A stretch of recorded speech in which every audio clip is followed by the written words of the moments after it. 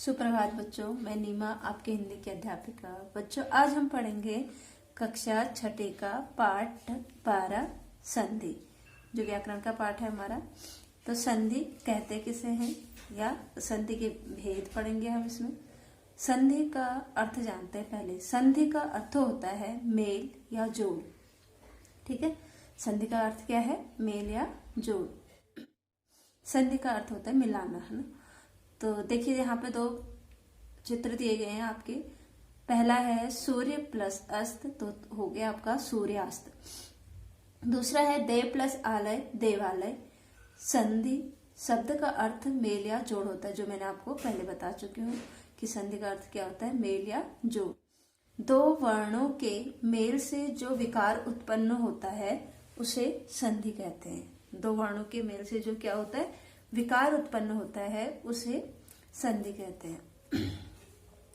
जब दो शब्द या दो पद, ठीक है, दो शब्द या दो पद क्या होते हैं, पास पास होते हैं, तब उनके उच्चारण में सुविधा लाने के लिए पहले शब्द के अंतिम वर्ण तथा दूसरे शब्द के पहले वर्ण को मिला दिया जाता है। देखिए, जैसे सूर्य प्लस अस्त, तो क्या हो गया, इन दोनों के यानी इसका अंतिम वर्ण और इसका पहला वर्ण औ का क्या हो गया, लोप हो गया, तो क्या हो गया, सूर्यास्त। ऐसे ही देव प्लस आलय, तो आ शब्द जो है उसका लोप हो गया, तो यहाँ मात्राएं लग गई उसकी, तो हो गया देवालय। ठीक है, अब ये समझ में आ गया होगा कि पहले शब्द का अंतिम वर्ण और दूसरे शब्द का पहला वर्ण मिला दिया जाता है, जिससे कि नया शब्द बनता है। जैसे सुर प्लस इंद्र, सुरेंद्र हो गया। हिम प्लस आलय, हिमालय। सत्य प्लस अर्थ, सत्यार्थ। धर्म प्लस आत्मा, धर्मात्मा। अब है संधि, ये तो हो गया संधि। अब है संधि विच्छेद। ये संधि विच्छेद किसे कहते हैं? विच्छेद का अर्थ होता है अलग करना। ठीक है, विच्छेद, विच्छेद यानी अलग करना। संधि से बने शब्दों को अलग अलग करना संधि विच्छेद कहलाता है। जैसे गणेश प्लस गण, गणेश तो क्या हो गया, गण प्लस ईश, यानी गणेश को हमने क्या किया, अलग अलग किया, तो क्या बनेगा हमारा विच्छेद, गण प्लस ईश, तो हो गया गणेश। सुरेश का सुर प्लस ईश, तो हो गया सुरेश। वर्णों के अनुसार संधि तीन प्रकार के होते हैं। ठीक है, वर्णों के अनुसार कितने होते हैं संधि? तीन प्रकार की। पहला है स्वर संधि, दूसरा व्यंजन संधि और तीसरा हमारा विसर्ग संधि। तो आपके सिलेबस में जो है वो है स्वर संधि। ठीक है, और जब आप बड़ी क्लास में जाते हो यानी 6, 7, 8 में, तो आपका व्यंजन संधि भी आता है और विसर्ग संधि भी आता है। लेकिन आपके सिलेबस में केवल क्या है, स्वर संधि है, इसलिए हम क्या पढ़ेंगे, स्वर संधि। लेकिन अगर आपसे कोई पूछता है कि संधि के कितने भेद होते हैं, तो आप बताओगे संधि के 3 भेद होते हैं, स्वर संधि, व्यंजन संधि और विसर्ग संधि। ठीक है, अब पढ़ेंगे हम स्वर संधि। स्वर संधि कहते किसे हैं? अब देखिए, हिंदी वर्णमाला में स्वरों की संख्या कितनी होती है, 11 है। कितनी होती है, 11 होती है। इन्हीं स्वरों में से जब कोई दो स्वर आपस में मिलकर विकार उत्पन्न करते हैं, तब स्वर संधि होती है। अब देखिए, एक शब्द आया विकार। विकार का अर्थ होता है कि परिवर्तित होना या रूप बदलना। ठीक है, तो दो स्वरों के यानी दो स्वरों का क्या होता है, आपस में मेल होता है, मिलान होता है। जैसे हमने अभी उधर पढ़ा था कि विद्या प्लस आलय, यानी विद्या प्लस आलय, विद्या आ प्लस आ, तो हो गया दोनों स्वरों का मेल। तो यहाँ देखिए कि दोनों स्वरों का क्या होता है, आपस में मेल होता है, तो उसे हम स्वर संधि कहते हैं। अब आए स्वर संधि के भेद, या स्वर संधि के कितने भेद होते हैं, 5 भेद होते हैं। पहला है दीर्घ संधि, दूसरा है गुण संधि, तीसरा आपका वृद्ध संधि, चौथा यण संधि और पांचवा है अयादि संधि। अब देखिए दीर्घ संधि हम कैसे पहचानेंगे इनको? दीर्घ संधि कहते किसे हैं? जब ह्रस्व या दीर्घ अ, ई, उ के पश्चात क्रमशः ह्रस्व या दीर्घ अ, ई, उ आए, तो दोनों के मेल से क्रमशः आ, ई, उ हो जाता है। दीर्घ होता है बड़ा, दीर्घ का अर्थ क्या है? बड़ा, है ना। ह्रस्व, देख आपने स्वर पढ़े होंगे, स्वर 11 होते हैं और स्वरों में जो है अ, आ, ई, अ और छोटा ई, ठीक है, उ जो होता है ये, और री जो होता है आपका ह्रस्व होता है, और आ, ई, उ जो होता है वो दीर्घ होता है। तो दीर्घ का अर्थ है कि बड़ा। तो यहाँ कह रहे हैं कि जब ह्रस्व या दीर्घ, है ना, जब क्या आए, ह्रस्व आए या दीर्घ स्वर आए, तो उसके बाद जो स्वर बनेगा वो क्या बनेगा? हमारा दीर्घ ही बनेगा, यानी बड़ा ही बनेगा। तो उसे दीर्घ स्वर संधि कहते हैं। देखिए आप, रजनी प्लस ईस, उदाहरण से समझेंगे हम। रजनी प्लस ईस, रजनी, ई क्या आया? बड़ी और बड़ी, तो क्या हो गया? रजनीश, ठीक है। बड़ी और बड़ी, बड़ी हो जाएगा। तो ऐसे है स्व प्लस अधीन, स्व, अ प्लस अधीन, अ, स्व, अ का उच्चारण हो रहा है ना अंत में, तो स्व यानी अ, और अ का मेल होने पर क्या हो गया? आ, स्वा यानी आ, क्या हो गया? आ, तो हो गया स्वाधीन। यानी अगर ह्रस्व स्वर हो और ह्रस्व स्वर का मेल हो तो दीर्घ हो जाएगा, और अगर दीर्घ स्वर और दीर्घ स्वर हो, उनका मेल हो तो भी दीर्घ होगा, ठीक है। अब ऐसे है, महा प्लस आशय तो महाशय हो गया, लघु प्लस उत्तर तो लघुत्तर। देखिए यहाँ लघु छोटा ऊ है, छोटा ऊ है तो क्या बन गया? बड़ा ऊ, यानी दीर्घ बन गया। हरि प्लस इच्छा तो हरिच्छा हो गया, मही प्लस इंद्र महेंद्र, विद्या प्लस अर्थी विद्यार्थी, आ बन गया यहाँ पे। भू प्लस उत्कर्ष तो भूतकर्ष, ठीक है। अब है गुण संधि। दीर्घ संधि समझ में आ गया होगा, जहां क्या होता है? ह्रस्व या ह्रस्व का मेल होता है तो दीर्घ बनता है, दीर्घ या दीर्घ का मेल होता है तब भी क्या बनता है? दीर्घ बनता है। तो ये हो गया आपका दीर्घ संधि। अब है गुण संधि। गुण संधि में क्या होता है? यदि अ या आ के बाद छोटा ई और बड़ी ई हो तो दोनों के स्थान पर, स्थान गलत लिखा हुआ, आधा सौ आएगा, ठीक है, स्थान पर ए, यदि ऊ या बड़ा ऊ तो दोनों के स्थान पर ओ, और यदि री हो तो अर हो जाता है। अब देखिए क्या कह रहे हैं कि अगर क्या हो, अ या आ के बाद, अ या आ के बाद छोटा ई और बड़ी ई हो तो दोनों के स्थान पर ए हो जाएगा, ठीक है। और ई के स्थान पर क्या हो, अ या आ के बाद छोटा या बड़ी हो तो ए हो जाएगा, ध्यान देना आपको। और ऊ और बड़ा ऊ के बाद ओ हो तो क्या हो जाएगा? या री हो तो अर हो जाएगा। जैसे भारत प्लस इंदु हो गया, भारत, त अ, है ना, इंदु क्या आ गया? ए, तो क्या हो गया? भारतेंदु। यानी अ के बाद अगर छोटा ई हो या बड़ी ई हो तो क्या हो जाएगा? ए हो जाएगा, तो हो गया भारतेंदु, ए। ऐसे है स्व प्लस इच्छा, स्वेच्छा, स्व अ प्लस ई क्या हो गया? ए की मात्रा लगी ना तो ए हो गया, स्वेच्छा। गण प्लस ईस तो गणेश हो गया, राजा प्लस इंद्र राजेंद्र हो गया, सूर्य प्लस उदय सूर्योदय, पर प्लस उपकार परोपकार, महा प्लस उत्सव महोत्सव। अब देखिए महा, आ के बाद क्या हो? ओ हो, सॉरी ऊ हो। यदि ऊ या बड़ा ऊ हो, ये तो हो गया था। देखो महा प्लस उत्सव तो क्या हो गया? महोत्सव। गंगा प्लस उदक गंगोदक, सप्त प्लस ऋषि तो क्या आया? त, आ के बाद क्या हो? री हो तो क्या हो गया? अर हो जाएगा, सप्तर्षि। अर का क्या हो रहा है? उच्चारण, सप्तर्षि। ऐसे देव प्लस ऋषि देवर्षि। और यहाँ भी होता है कि महा, आ के बाद महा, आ प्लस उ तो क्या हो जाएगा? बड़ा आपका ओ हो जाएगा, बताया था ना यहाँ पे नियम। तो क्या हो जाएगा? ओ। आ गया होगा समझ में आपको गुण संधि।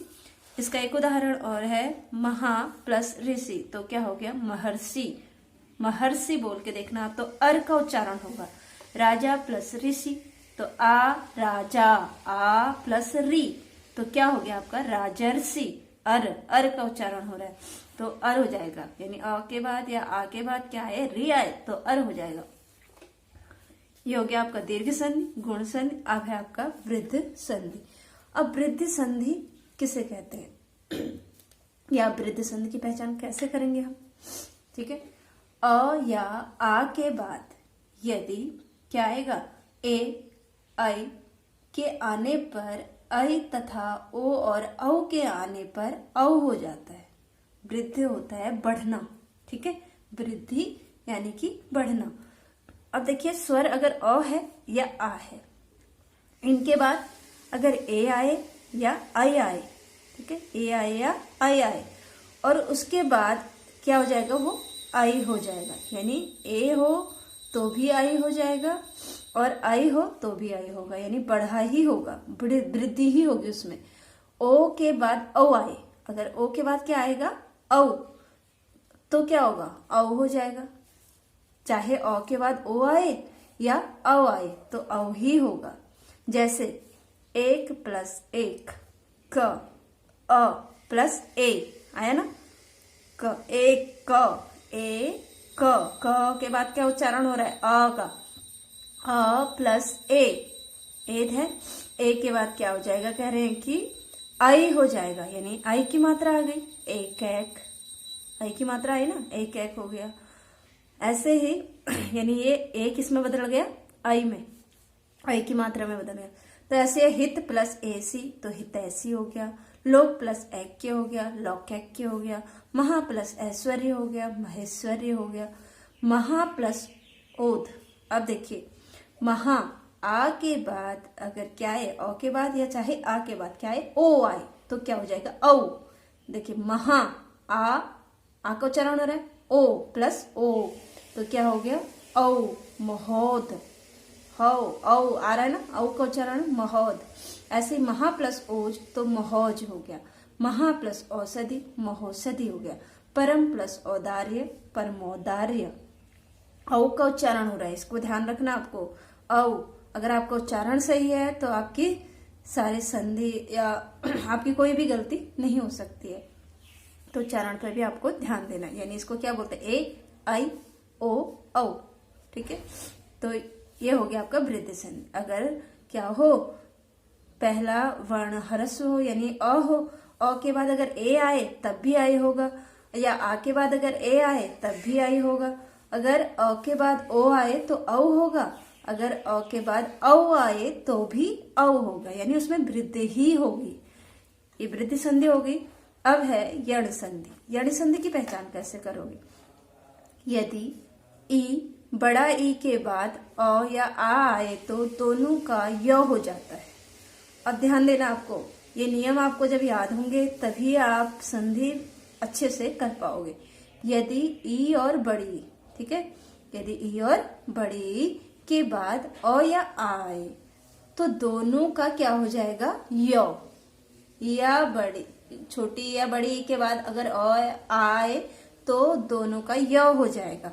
अगर ऊ और बड़ा ऊ के बाद अ या आ आए तो व हो जाएगा,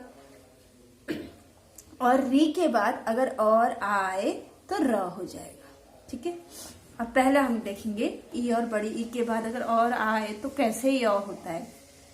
देखिए अति प्लस अधिक, अति ई, छोटी ई आया, अ अधिक, ठीक है, छोटी ती, अति, ई का उच्चारण हो रहा है छोटी ई का, और यहाँ क्या है अ, तो छोटी ई और अ का क्या हो जाएगा, त्य, तो बोला य बोला था ना कि क्या हो जाएगा, य, तो क्या हो जाएगा अत्यधिक।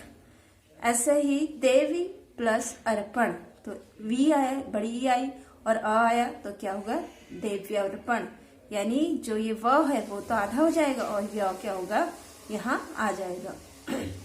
ऐसे अति प्लस आचार तो हो गया अत्याचार, ये आधा हो जाएगा और यहाँ य आ जाएगा। नदी प्लस आगमन तो नद्यागमन, ये दो भी आधा है, ठीक है, हलंत होता है जिसपे वो आधा होता है, तो नद्यागमन हो गया। सु प्लस अच्छ तो क्या होगा, स्वच्छ, ठीक है, स्वच्छ। अब यहाँ व, ध्यान देना आपको, ऊ के बाद क्या बोला था, ऊ या बड़ा ऊ के बाद अ या आ आए तो क्या हो जाएगा, व। तो हो गया सु प्लस अच, यानी ऊ के बाद क्या आया, अ आया तो व हुआ, व में परिवर्तित हो गया। ऐसे वधु प्लस आगमन, वध्वागमन, यानी किस में परिवर्तित हो गया, व में। ऊ के बाद क्या आया है, आ आया है। अनु प्लस इति, अनिवति, अवन्नति यानी व आया। अनु प्लस ऐषण, अन्वेषण हो गया। अब है पितृ प्लस आत्मा, यानी री, है ना, री के बाद अ या आ है तो र हो जाएगा, तो पितृ प्लस आज्ञा, री प्लस आ तो क्या हो गया, पित्राज्ञा। त्रा र का उच्चारण हो रहा है ना, पित्राज्ञा हो गया। मातृ प्लस उपदेश तो मातुदेश, र। अब है अयादि संधि। अयादि संधि की पहचान कैसे करेंगे, ये आपको नियम याद करने पड़ेंगे बेटा। तो अयादि संधि यानी यदि ये आई ओ औ के बाद कोई असमान स्वर आए, असमान होता है जो कि समान ना होते हैं, आएंगे स्वर ही, ठीक है, असमान स्वर आए क्रमशः आई, आय, औ, आव हो जाता है। क्या हो जाता है, आई हो जाता है, आय हो जाता है, औ हो जाता है और आव हो जाता है। जैसे देखो ने, ए, है ना, ए, ने का क्या उच्चारण हो रहा है, ए प्लस यानी ने प्लस अन तो क्या हो गया, नयन, यह आ गया, ठीक है, नयन, अन, यन हो गया। से प्लस अन, सयन, यह आ गया, सयन, अय आ गया। इसमें भी है गौ प्लस अक, गायक, आय हो गया यहाँ पे, ठीक है, आय और आय। फिर है गए, गौ, गए प्लस इका, गायिका, यहाँ क्या आ गया, गायिका। यहाँ पौ प्लस अन तो पवन, देखो वन आ गया, अन आ गया, औ का यहाँ लोप हो रहा है, ठीक है, पवन यानी अव आ गया। पौ प्लस इत्र, पवित्र, पौ प्लस अक, पो प्लस इत्र पवित्र हो गया, पो प्लस अन पवन हो गया। पौ प्लस अक हो गया पावक, पौ प्लस अन हो गया पावन, ठीक है। तो ये हो गया आपका अयादि संधि। तो आपको जो है अगर संधि करते समय अगर नियम आपको याद होंगे तो आप अच्छे से संधि विच्छेद कर सकते हैं और संधि विच्छेद का आप संधि बना सकते हैं, ठीक है। तो ये आपने पढ़े थे स्वर संधि के भेद, दीर्घ संधि, गुण संधि, वृद्धि संधि, यण संधि और अयादि संधि। तो वर्णों के मेल से क्या बनते हैं, संधि बनती है, ठीक है। स्वरों के मेल से होने वाले परिवर्तन को हम क्या कहते हैं, स्वर संधि, क्योंकि स्वरों का मेल होता है तो क्या होता है, स्वर संधि में होता है। स्वर संधि के कितने भेद बताए थे हमने, 5 भेद, जो आपको याद ही है, दीर्घ संधि, गुण संधि, वृद्धि संधि, यण संधि और अयादि संधि। तो यहाँ जो है हमारा ये पाठ समाप्त होता है। धन्यवाद।